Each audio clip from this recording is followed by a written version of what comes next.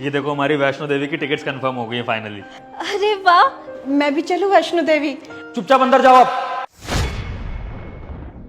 माँ आपको थोड़ी बहुत शर्म है कि नहीं? शादी के बाद ये मेरा पहला ट्रिप है मुस्कान के साथ और इसमें भी आप चढ़ के जाना चाहती हो हमारे साथ। अरे क्या करोगे आप हमारे साथ चल के? भाई हम सिर्फ दर्शन करने नहीं जा रहे, अपना कुछ प्राइवेट टाइम भी स्पेंड करने जा रहे हैं। इतनी सी बात समझ में आती है कि नहीं आपको? विभोर ऐसा नहीं है मैम। अरे मुस्कान कैसे दिक्कत नहीं है यार? तुम एक बात बताओ, हम वहां पर माँ को लेके जाएंगे, ठीक है, फिर वहां पे हमें माँ का ध्यान भी रखना पड़ेगा, चढ़ाई होगी, इतनी मुश्किल उतराई होगी, इनका खाना पीना देखना पड़ेगा, इनकी दवाइयां देखनी पड़ेंगी। सारा दिन वो बेचारी वैसे ही आपका घर में ध्यान रखती है। अब हम एक छोटे से ट्रिप पर जा रहे हैं कुछ खुशी मनाने के लिए, तो वहां पर भी हम आपका ध्यान रखें? इतनी सेंस नहीं है आप में? आपको अगर इतनी भक्ति सूझ रही है ना, तो आप एक काम करो, घर में मंदिर है, इसमें पूजा कर लिया करो। और अगर फिर भी आपको शांति नहीं मिल रही है, तो आप एक काम करो, सीनियर सिटीजन का ट्रिप बनता है कभी कभी, वहां पर चली जाना वैष्णो देवी और अपनी तमन्ना पूरी कर लेना। लेकिन हमारे इस ट्रिप पर ना अपनी नजर मत लगाओ।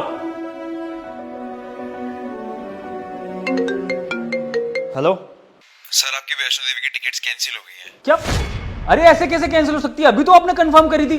सर पता नहीं कंफर्म होने के बाद भी टिकट कैंसिल हो गई एंड आगे एक महीने तक कोई भी टिकट नहीं है। अरे यार मैंने अपने ऑफिस से छुट्टियां ले ली हैं, आप देखिए ना कोई और टिकट्स। हेलो, क्या हुआ? होना क्या था?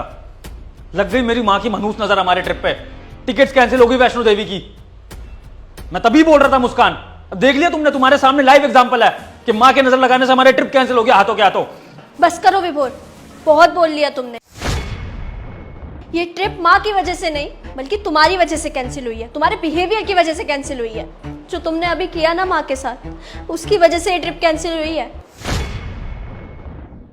क्योंकि कहते हैं ना कि माता रानी के बुलावे के बगैर उनके दर पे कोई नहीं जा सकता, और यही हुआ हमारे साथ। माता रानी ने बुलाया था हमें, लेकिन तुमने क्या किया? अपनी माँ को नाराज कर दिया। और देखो, तुम्हारी माँ के नाराज होते ही शेरा वाली माता भी हमसे नाराज हो गई।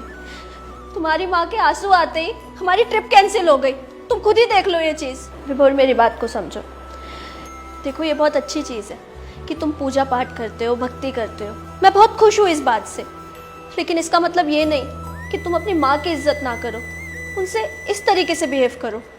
क्योंकि उस पूजा पाठ का कोई फ़ायदा नहीं है जब तक तुम अपने घर में अपने माँ बाप को खुश नहीं रख सकते। क्योंकि सबसे पहले ना हमारे भगवान हमारे माँ बाप ही हैं। जब हम पैदा होते हैं ना, हमें नहीं पता होता इस दुनिया के बारे में, भगवान के बारे में। हमें कौन सिखाता है सब? हमारे माँ बाप। वही हमारे लिए सबसे पूज्य होने चाहिए। और तुम क्या कर रहे हो? तुमने उन्हीं को रुला दिया। विभोर मेरी बात को समझो। भगवान ना खुद हर जगह नहीं हो सकते हैं, इसलिए उन्होंने माँ को बनाया है। तुम अपनी माँ को खुश रखो, पहाड़ों वाली माता अपने आप खुश हो जाएंगी।